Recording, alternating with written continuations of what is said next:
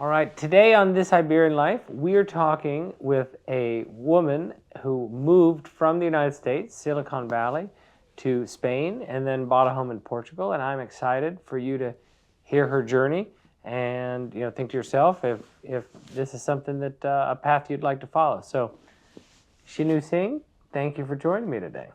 Thank you. So we're in Shinu's home here in Lisbon. And let's talk about where did the idea of uprooting yourself from Silicon Valley to move over to Europe come from? So we've actually traveled a lot. We traveled a lot. I traveled a lot and lived abroad before I got married. And after I got married, I convinced my husband to also try living abroad. And we had, after having 2 kids, so we moved to India and then we moved to Luxembourg. And then after having 2 kids, we decided to move back to California.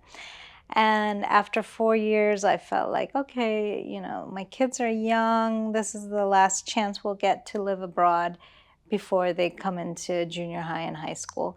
And I wanted to have a kind of an experience abroad again. And so my husband and I decided to move to Spain at that time. This was pre-Brexit, and we had British passports. So the move into the EU was relatively easy in terms of visas. And we thought, okay, let's rent out our house and move for 6 months and see how it goes. And now it's been 7 years. 7 years. So it feels like it went well. And where did you move to in Spain? We moved originally to Seville. All right. I've never been to Spain. Where I'm from. Yeah. Well, now is where I moved. Yeah. I've never been to Spain. I had never been to Spain, and it was my first time going, and we landed up without, checking out any housing, any schools. We showed up mid-year and decided that we would see houses and check out the schools, everything in 1 week, and kind of make a decision and go forward. All right. So, and crazy enough, you wound up at the same city and the same school that my children go to. So did you, that first week, were you in an Airbnb or so? We had, before arriving to Sevilla, we booked an Airbnb, but we negotiated a 3-month lease with them. So we knew where we were going to live for the first 3 months and give ourselves some time to kind of look around and see which neighborhoods we would like. And also in the first week, we had identified the international schools that we wanted to visit and made appointments to see them, and took a few days to decide which one would be the best fit. And so what time of year was this? Like what month? It was mid-year, so we came right after the Christmas break. Okay. So was it an orderly time to make a transition? Did you feel that there were other families that were moving into Spain at the same time as you? When we arrived to Sevilla, it was January 2018. It was not a place where you have a lot of Americans, but it's a small city, so you tend to find the other Americans or the other English speakers quite fast. It was not a time when a lot of Americans are moving to Spain, especially Sevilla. And mid-year is not a normal time for families to make shifts like this. Yeah, that was my instinct, but it worked out. You got into a school. So then walk me through, was it love with the European or the Southern European lifestyle from day one, or did you find growing pains, having uprooted your family, moving into Southern Spain? We loved it from day one. Southern Europe has its own charm. It's culturally very rich. It's got so much history. The food is interesting. In Sevilla is really rich in culture. It's a walking city, so you can get around really, really easily. You can see a lot of the city in a few hours. There's so much to see. So culturally, it was such a big change that we really enjoyed it, and we had like a honeymoon period. And then after maybe 6 months, you kind of begin to see the other side of, moving abroad, and not everything is aligned with your views, and you kind of have to accept or decide how you want to live your life. Okay, so 6 months in, you sort of come to a crossroads. Did you stay in Sevilla for another year? Because I guess this would be January to the summer. We did. So January to summer, we were in love with it. We decided, okay, we'll do it for one more year, and then make a more long-term decision after that. The kids loved it. They were quite happy. And then after 1 year, you begin to see, like, culturally it's different. Sevilla is a small town. It's a beautiful place with really great people, but culturally it's different. So growing up in California for, I don't know, 30 years, you're used to this type of mindset that's very progressive. And Sevilla is progressive in many ways, but also it has its insular qualities. And most of the families that went to the international school were Sevillan families. It wasn't actually an international school with international families. I'd say like 2 out of the 20 kids were not from Sevilla. Yep, that's about the percentage that I'm familiar with. And the way I describe it is it's an international school for families from Sevilla that would like their children to be exposed to other international families. But at the end of the day, if only 20% of the population is truly international, then the culture is going to be dominated by the 80%. Right. So, also, the families who choose international school are choosing an English education. And I think for us, it was great because the kids got immersed into the culture right away. They learned the language so fast because on the playground it was Spanish speaking. I think other students benefited from really practicing their English with a native speaker, really pulling out the words and the sentences to make the friendships.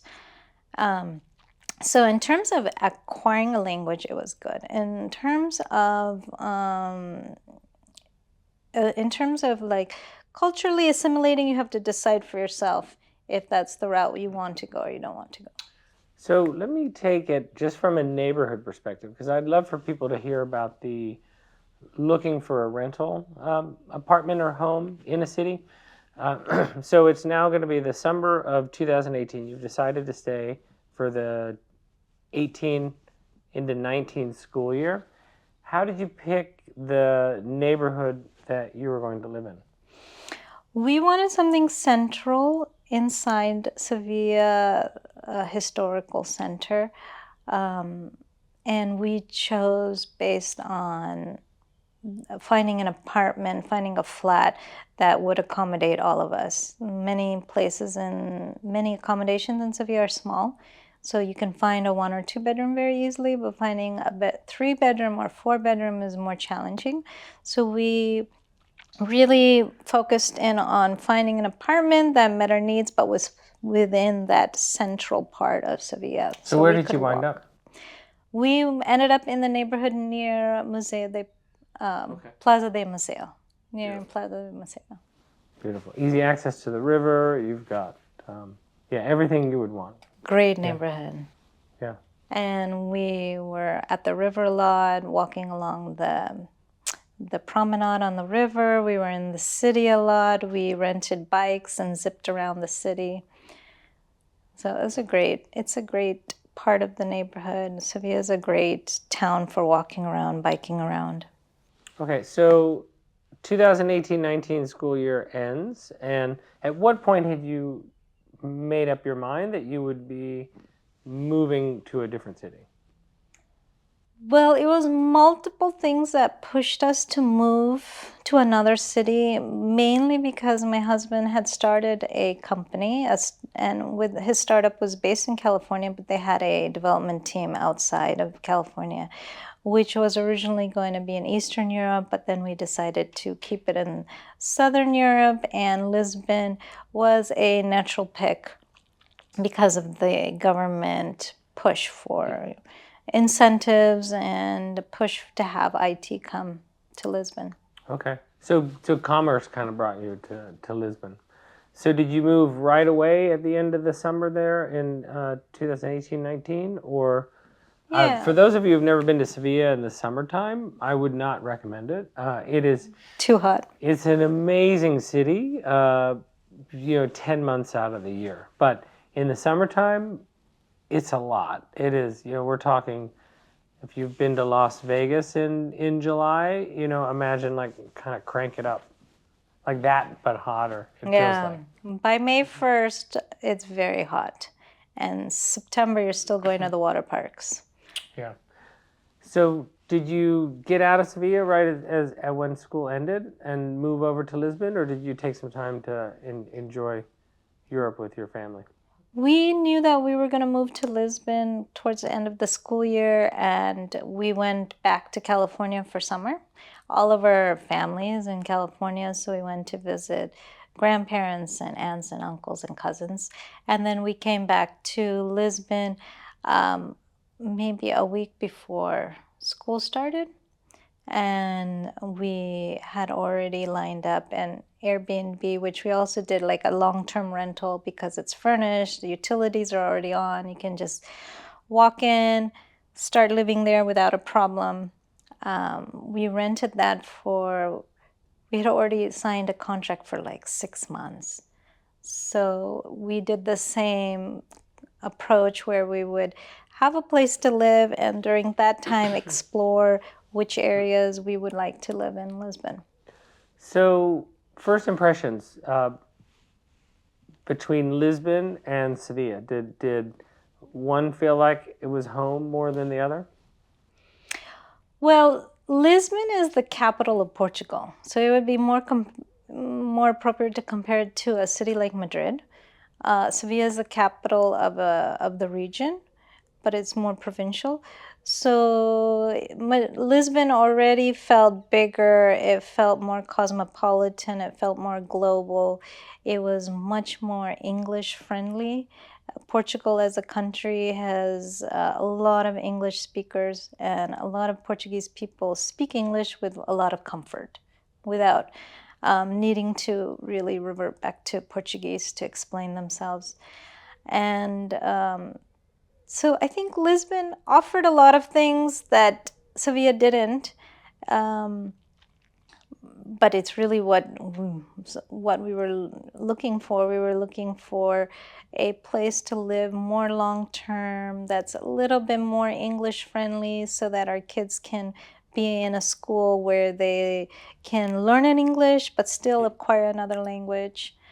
And if business was going to be done in Portugal, business can be done in English. It's possible. So one of the first things you said about Sevilla was the walkability of it. Is Lisbon just as walkable?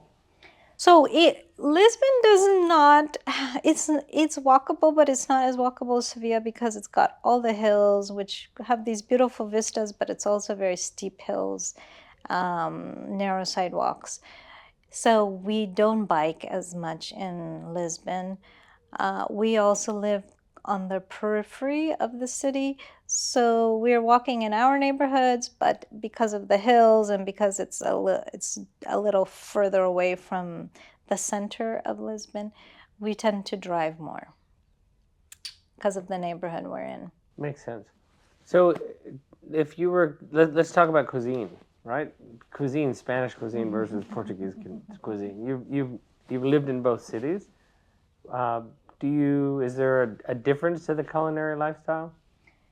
I was really surprised to see that there were so many differences between Spain and Portugal. Considering there are two countries in the Iberian Peninsula, I didn't expect them to be so different, but they really are so different. The food is different, the customs are different, the people's general demeanor is different. For the cuisine, it's a lot of focus on seafood, which is similar to Spain, It has a little bit more of the piri-piri aspect, where it has a little bit more spice than southern Spain. But in terms of food, I felt like food in both countries was delicious. It's very healthy. It's Mediterranean. So Yeah. I it's a think hard one question. of the things that surprised a lot of people when they come to Spain is the idea that there's not a lot of spice in most of the food. Like not like hot caliente, like we think of in the United States when we think of Mexican food, we think of spicy. No, it's interesting. We eat a lot of Korean food, and in the United States, we'll get it like American spicy. We're at the very top end of what they're used to anybody ordering, Yeah. because the Spaniards just they don't like spice.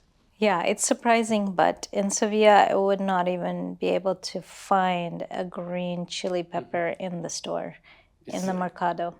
I can't even find it. It explodes. Yeah. Okay, so now we're in Lisbon, and you got into a 6-month rental. Did you go into another rental, or is that when you decided to buy this home? We had a 6-month rental and we extended it for a few months. And during that time, COVID hit. So we were in the rental during COVID. And after the first few months of COVID, we began looking for purchasing a house. We liked the neighborhood of Ajuda. It was central to, it was in between where the children were going to school and where the office was in central Lisbon. And so the location worked for us. We enjoyed the accessibility of the place. So we decided to stay in Ajuda and look in this area. We explored a bit more, but we kept coming back to this neighborhood.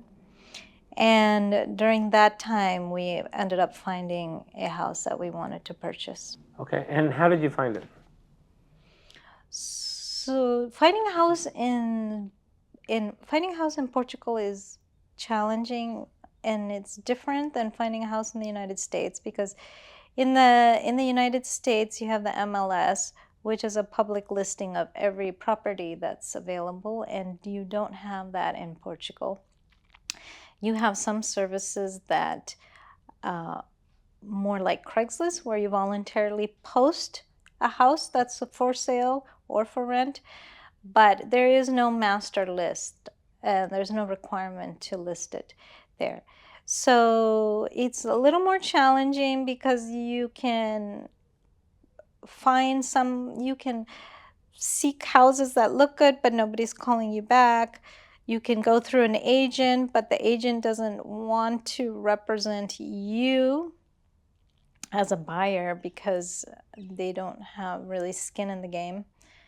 So you're really on your own to find a place. I ended up finding it by driving around. Okay. Driving around and looking for sale signs. Old fashioned driving around.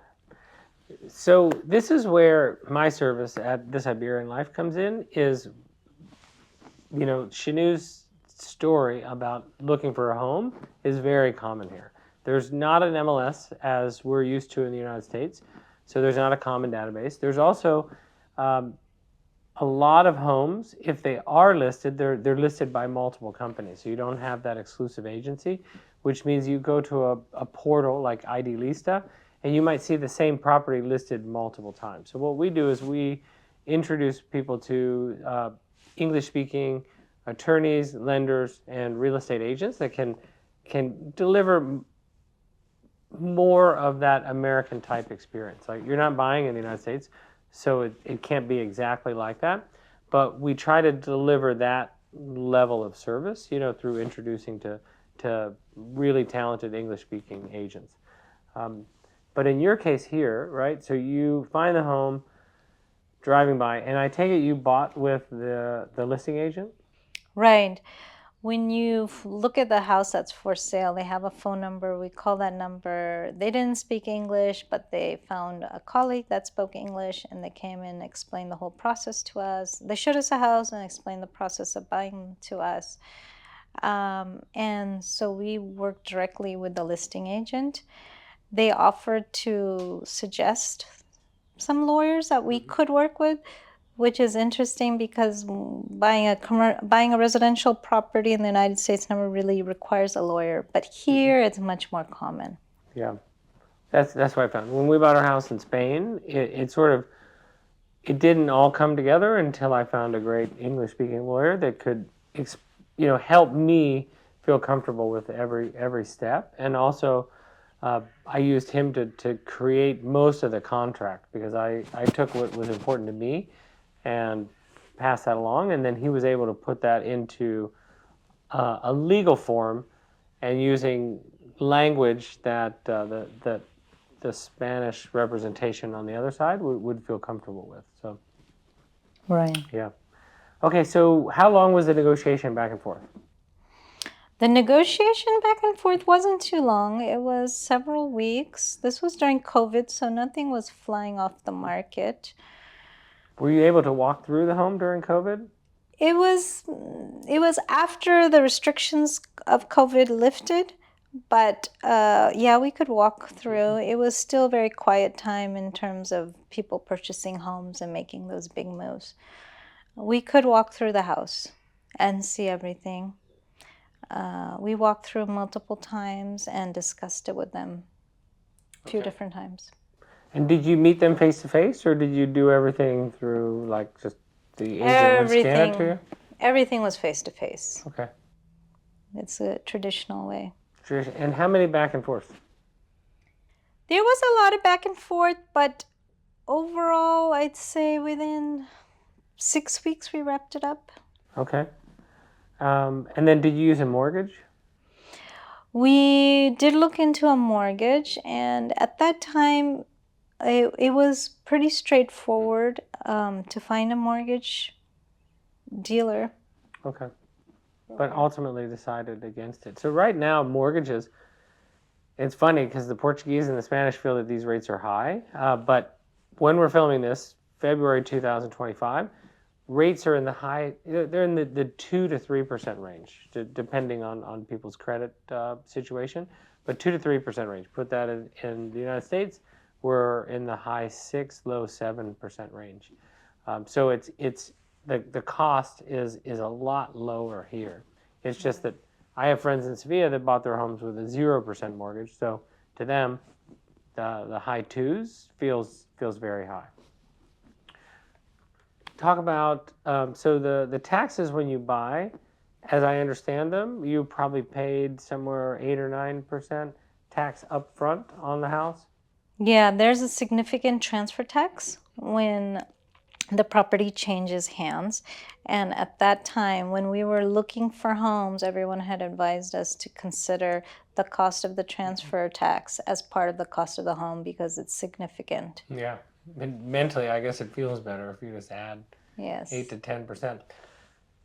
I remember when I learned about this, I was looking at a house that I thought was perfect for us in Sevilla, and the real estate agent at the time sort of mapped this out, and she showed me what the tax would be, and I thought, I'm never buying a home here, because it felt so over the top. However, when we went through the other expenses, and I realized the money I was saving on the interest rate, but bigger than that, the recurring taxes are what you might pay on a monthly basis. In the United States, you're going to pay for a year. So it's not uncommon for a home to have 500, maybe 800 euros of taxes a year. Per year. Insurance, my experience, very inexpensive as well, right? Yeah. Can you give me an idea on an annual basis? I don't know. Don't know. I don't remember. People tell me 300-400 euros a year. Again, if you're in a coastal area, you're paying multiple times of that per month. Our home in a coastal area in Spain, it's like 400 or 500 euros a year.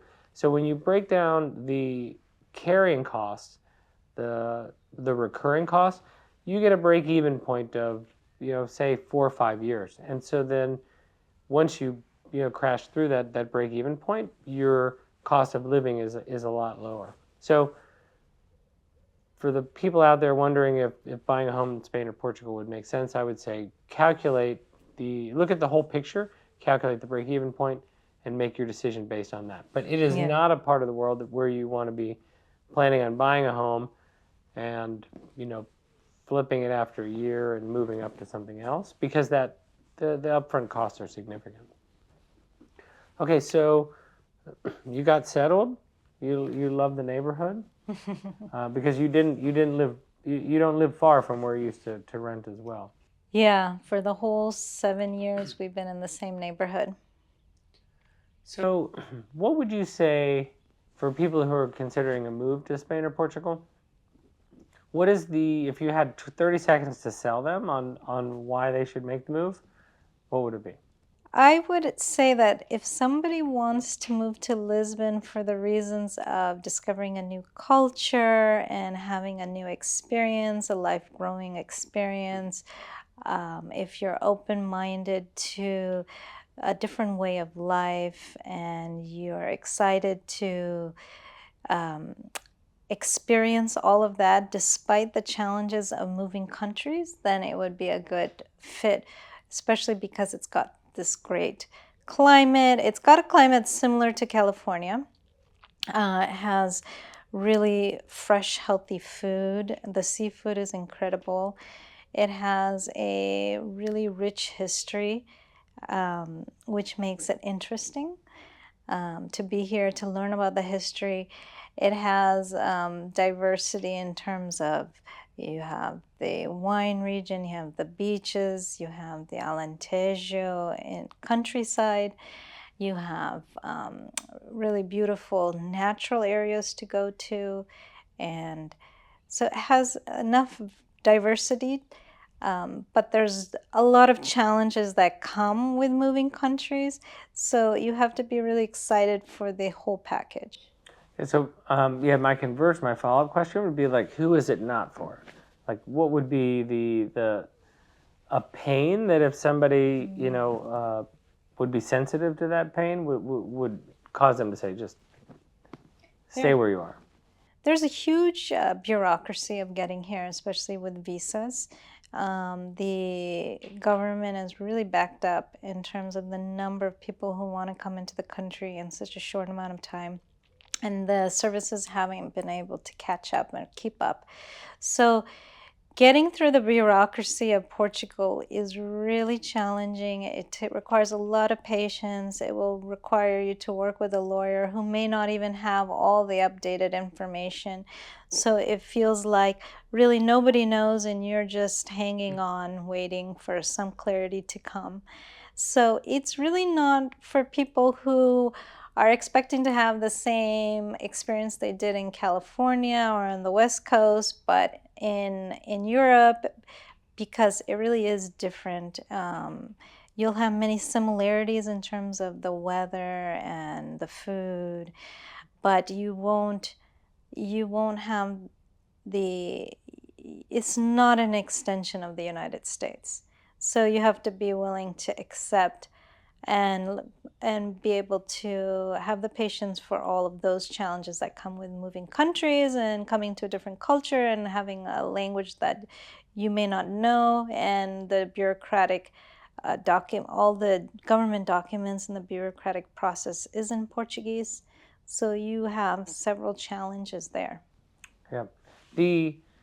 What I advise folks on is that it's different, but you're looking for different, and so you're likely coming for a more reasonable pace of life. And so what you realize is the other people that are here that are going to be servicing you, taking care of your bureaucratic needs, they're here for a more reasonable pace of life as well. So, one more thing is that if that is what you're looking for, a new way of life, something new and exciting and novel, and you're open-minded to experiencing the challenges along with it, then you will meet a lot of people in Lisbon that you will get along with, because they are very excited about living in a new place. They're ready to take on the challenges, but they're also really open-minded, and they have that type of energy where they're ready to discover and grow.